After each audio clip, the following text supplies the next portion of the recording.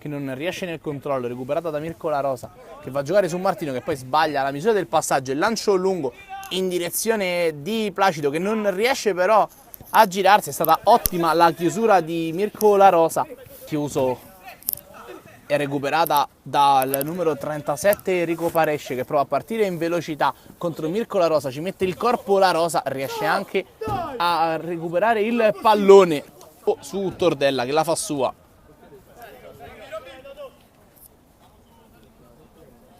Che va a giocare in avanti, la mette giù di petto La Rosa e la appoggia a Cilfone. A dispetto comunque dei 3 gol subiti dalla difesa del COD, un'ottima prestazione di Mirko La Rosa.